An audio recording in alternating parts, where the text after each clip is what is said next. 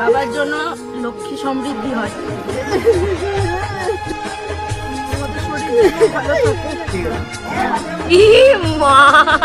মেয়ের মা বাবা হওয়া যে ঠিক কতটা যন্ত্রণার যারা হয়েছে তারাই জানে। ঠিক 12টা বছর আগে মাকে আমি ঠিক এই সময়ে জিজ্ঞেস করেছিলাম, মা আর কোনোদিনও মেয়ে জন্ম দেবে? মা খুব হাউমাউ করে কেঁদেছিল সেই সময়। আমি জানি এই জায়গাটাতে তুই খুব কষ্ট পেয়েছিলিস, আর তুই কেন, এই জায়গাটাতে আমরা প্রতিটা মেয়েও কষ্ট পাই। আসলে আমাদের মেয়েদের জীবনটাই এইভাবেই লিখেছে, ছোটবেলার থেকে যাদের কাছে মানুষ হব, বড় হব, সবটুকু ছেড়ে দিয়ে একটা অচেনা মানুষের সাথে হাত ধরে চলে যেতে হবে। তবে একটা কথা তোকে আমি বলতে পারি যে এটা তোর বাড়ি ছিল আর সারা জীবন তোর বাড়ি থাকবে। সকালবেলায় ঘুম থেকে উঠে দাদা ফোন করেছিল যে তোরা কখন আসছিস, তুই আর প্রীতম চলে আয়, কারণ এই দিক থেকে নিয়ে আবার আমাদের গ্রামের বাড়ি যেতে হবে দাদা আর বৌমুনিকে নিয়ে। তো আমি সকালবেলায় চলে এসলাম, তখন দেখছিলাম ও রেডি হচ্ছে, আর এখন বরণ করা হচ্ছে, নতুন বাড়ি যাবে।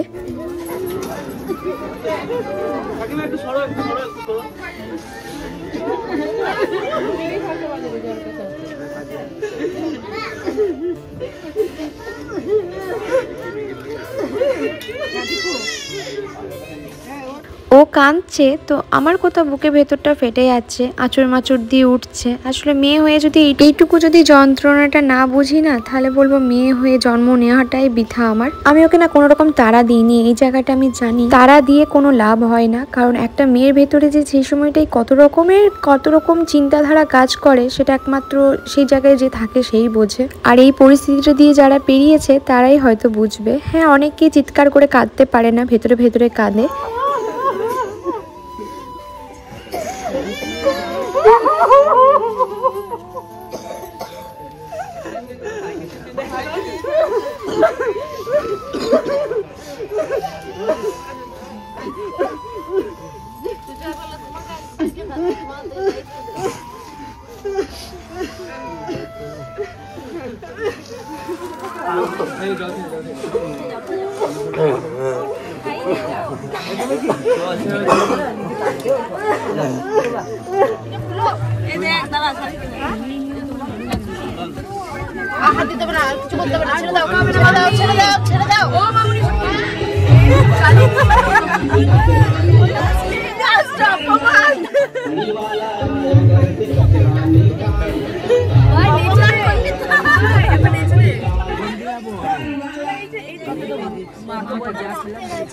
বাবার জন্য লক্ষ্মী সমৃদ্ধি হয়।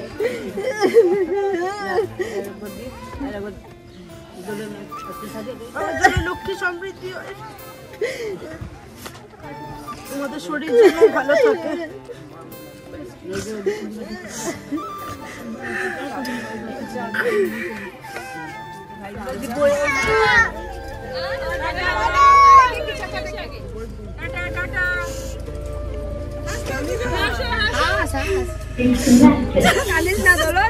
সারা রাস্তাটা মেয়েটা কাঁদতে কাঁদতে এসছে। এটা হচ্ছে আমাদের হরগৌরী দালান, মানে আমাদের গ্রামের বাড়িতে। এখানটা প্রণাম করাতে এসছিলাম, আর দিদিরা ওই দিক থেকে স্কুটিতে এসছিল। আর এখানে অনেকেই জানে না, তাই অনেকে ভাবছে হয়তো দাদার বৌমুনি মন্দিরে বিয়ে করে চলে এসছে প্রণাম করতে, এদিকে একদমই না। ভালো করে বাজা শাকটা।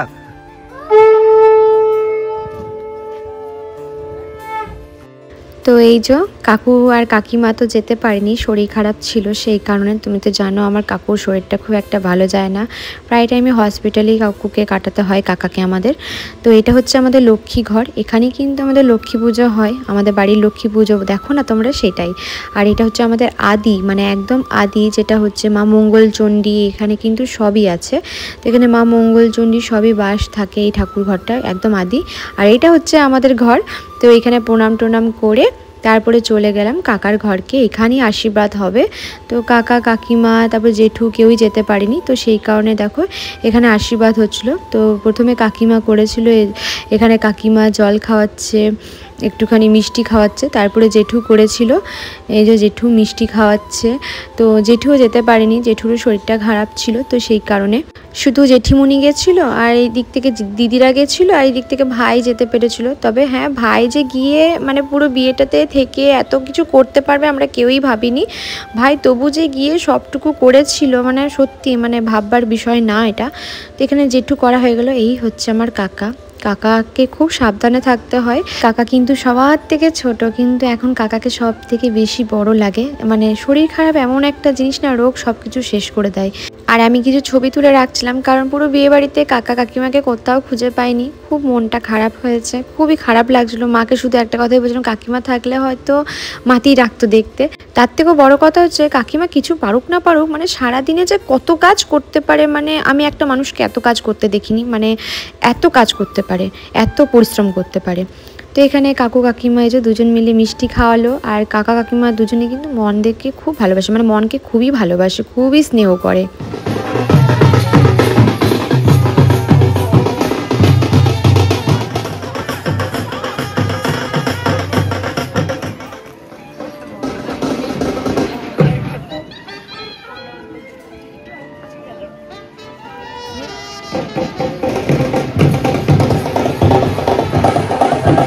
এবার আসছে এখানে ওই ঘড়া দেওয়ার পালা। যেহেতু আমার হাতে প্রচুর মানে জিনিসপত্রের ব্যাগ ছিল, তো সেই কারণে আমি ব্যাগগুলো ধরে বসেছিলাম। আর এখানে সবাই সবটুকু গয়না দিয়ে বৌমনিকে আশীর্বাদ করছিল। আমিও একটা ছোটোখাটো জিনিস দিয়েছি, মানে আমার যতটুকু সামর্থ্যে কুলিয়েছে ততটুকুর মধ্যেই দেওয়ার চেষ্টা করেছি। আমার কাছে যদি সত্যি সেই সামর্থ্যটুকু থাকতো, আমি আমার একটা মাত্র বৌমনি, আমি আরও কিছু ভালো দেওয়ার চেষ্টা করতাম। আমার বরাবরই খুব ইচ্ছা ছিল যে আমি আমার বৌমনিকে টিকলি দেবো, কারণ টিকলিটা সাধারণত বিয়েতে কেউ গিফট করে না, তো আমার ভালো লেগেছে। আর খুব একটা অবাক করার বিষয় হয়েছে, বৌমনির নেকলেস আর কানের সাথে কোথাও গিয়ে সবটা ম্যাচ করে গেছে আমার টিকলিটা। তো এখানে দাদা যেই নোয়াটা পরায়, লোহা বাঁধা যেটাকে বলে, সেটা পরালো। মা কিন্তু আশীর্বাদ করেছে, বাবা আশীর্বাদ করেছে, মাও নোয়া দিয়ে আশীর্বাদ করেছে, আর বাবা তো আগের দিনকে নেকলেস দিয়ে আশীর্বাদ করেছিল। আর কাকু কাকিমা গ্রামের বাড়ি যখন গেছিলাম সেখানেই আশীর্বাদ করে দিয়েছে কানের দিয়ে, কারণ ওনারা তো আর আসতে পারবে না সেই জন্য। আর বাকিরা কে কি দিয়েছে সত্যি কথা বলতে আমার এত মনে নেই, তাই বলতে পারলাম না।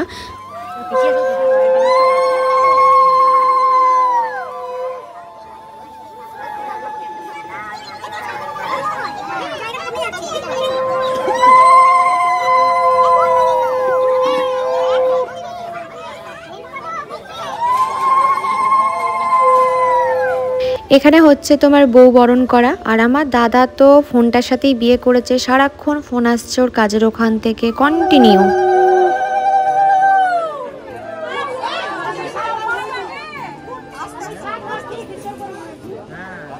এবার যে উলট কাঁসাটা সাজানো হয়েছিল সেটাকে বরণ করতে হয়।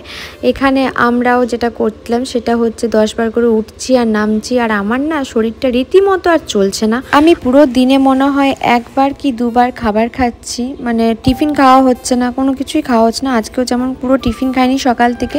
বৌমনিদের ঘরে গেছিলাম, অনেকেই জোড়াজুড়ি করলো, কিন্তু কি বলতো রীতিমতো গাটা না কেমন আঁকা পাকা দিয়ে উঠছে, সব কিছুই কেমন জানি ভুলভাল। এখানে দাদাকে আমি একটা কথাই বলছিলাম যে বৌমনির হাতটা ধরে তুই ঘরে ঢোকাবি। আর এখানে আমি রীতিমতো এতগুলো ব্যাগ ধরে হাঁপিয়ে গেছিলাম। একটু দাঁড়াবে না, একটু দাঁড়াবে, 5 মিনিট দাঁড়াও। ছবিটা যখন দাঁড় দিয়ে ধরেছি, ধরেছি, এখন টাকা দিতে হবে আগে।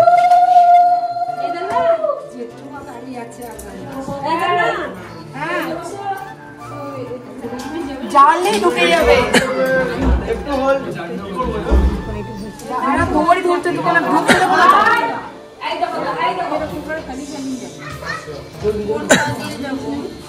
আগে টাকা না, আগে টাকা চাই।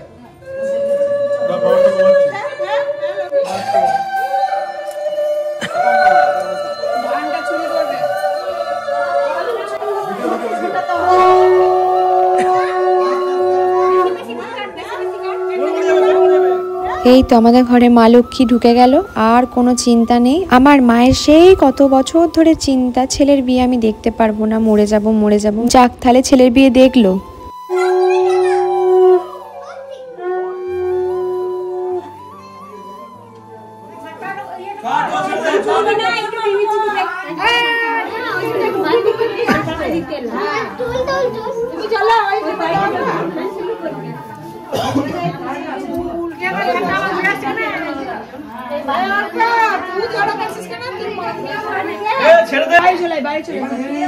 ও না বাইরে বের করবে নাকি ধানগুলোকে ঘর থেকে ঢুকাবে। আর ধান চুরি করতে না, ছেড়ে দে ছেড়ে দে।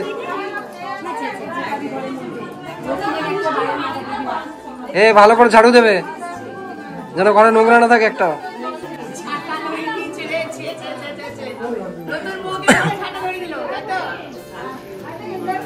এই যে ধানটা ফেলতে ফেলতে গেল, এবার মনকে মানে বৌমনিকে সেটা কি করতে হবে, এই কুচির ঝাঁটাটা দিয়ে সুন্দর করে ঘরের মধ্যে ধানগুলোকে ঢোকাতে হবে।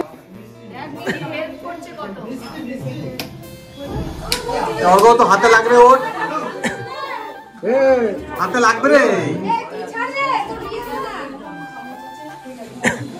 ওর প্রতিটা কিন্তু মাসিমণি বা দিদি সবাই বলে গেছে তুই ছাড়, নাহলে তোর বিয়ে হবে না। বেচারা যখনই বলছে কথাটা তখনই কিন্তু সঙ্গে সঙ্গে ছেড়ে দিচ্ছে, আর ধরছে না এগুলো। এখানে যেমন দেখো সবাই মিলে হই হুল্লোড় করছি, কিন্তু যে বাড়ি থেকেও এলো সেই বাড়িটা এখন চুপচাপ নিস্তব্ধ হয়ে পড়ে আছে মনে হয়। আসলে বাড়ি থেকে যখন মেয়ে চলে আসে তখন সেই বাড়িটা একদম খা খা লাগে। আর এখন সবাই রয়েছে ওই জন্য অতটাও বুঝতে পারিনি, কিন্তু আমার কিছুক্ষণ পর যখন ফাঁকা হয়ে গেছিলো তখন বেশ কান্নাকাটি করছিল। আর ওর সাথে কিন্তু দিদি এসেছিল পল্লবী রাখতে। ভালো ঝাড় দেয় মা, ভালো ঝাড় দেয় গো তোমার বৌমা। প্রতিদিন সকাল উঠে ঝাড় দিতে হবে। ঝাড়া মানে ঝাড় দেয় বলছি। ঠিক আছে ঠিক আছে না, কিন্তু ঝাড়ি দেয় না, অবদায় ভালো। এই নিয়ম কানুনগুলো করতে যে ঠিক কতটা বিরক্ত লাগে মানে কিছু বলার নেই। বেশ মজাও লাগে, আবার যদি শরীর ভালো না থাকে বিরক্ত লাগে। বেচারা কান্নাকাটি করে এতটাই ক্লান্ত হয়ে গেছে, এরপরে এতটা ঝাঁট দেওয়া। আর এত সুন্দর ঝাঁটটা দিয়েছে পরিষ্কার করে, কোথাও একটা ধান ছিল না, মানে যেই জায়গাগুলোতে পড়েছে ও দেখো। তো এখানে না গুড় জল খাওয়ানোর একটা নিয়ম আছে, তো আমি বৌমনিকে ওটাই খাওয়াচ্ছিলাম। ওরা ভাবছে লঙ্কা আছে এর মধ্যে।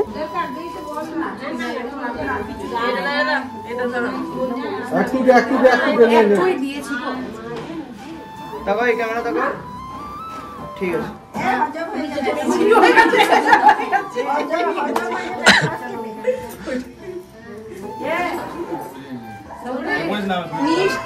মিষ্টি নয়, ঝাল লঙ্কা কি বলছিস?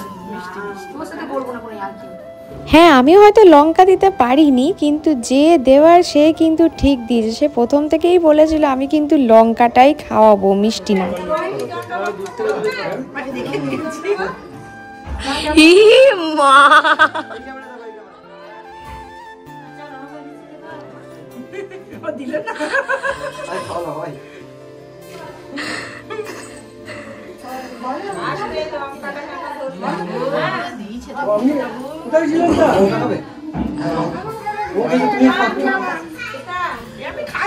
হিমা সত্যি খেলো। প্রীতম এখানে দাদার মুখের সামনে লঙ্কাটা ধরেছে, দাদা দেখছি টুক করে কামড়েও নিল। দাদা বলছে এত মিষ্টি খাচ্ছি, মুখের টেস্টটা চেঞ্জ হলো, ওই জন্য খেয়েও নিল। তো এখানে মিষ্টি জল মানে গুড় জল, সরি মিষ্টি জল না, এটা গুড় জল। ও মাসি টাকা ওইদিকে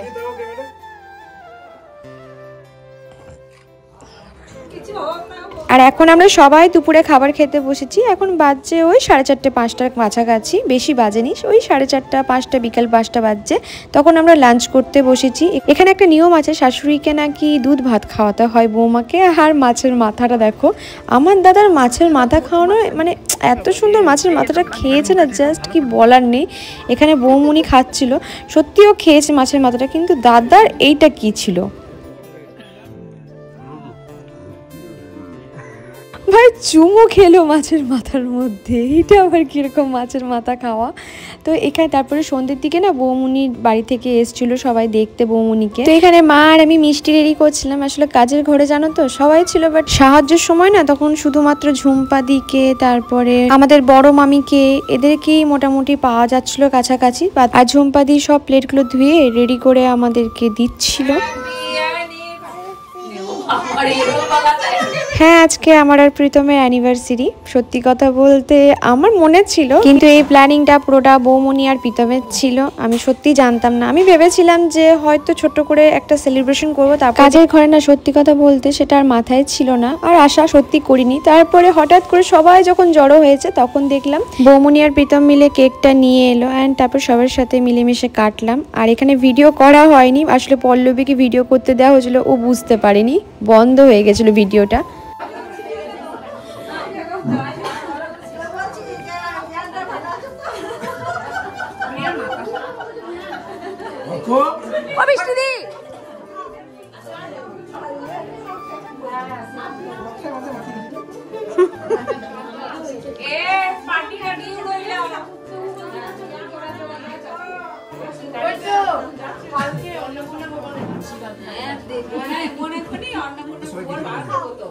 আমার মামার সব মেয়েরা বলছিল পার্টিটা ডিউ রইলো, তাহলে কবে দিবি বলবি, ঠিক আছে? আমি বললাম যে ওই তো কালকে রিসেপশন হবে, ওইখানেই সব একসাথে দিয়ে দেবো। ওটা নিয়ে সবাই হাসাহাসি করছিলাম। আর আমার দাদার বিয়ে আর আমার বিয়ে একদিনের পিছু পিছু হয়েছে। দাদা 24শে নভেম্বর আর আমার হচ্ছে 25শে নভেম্বর।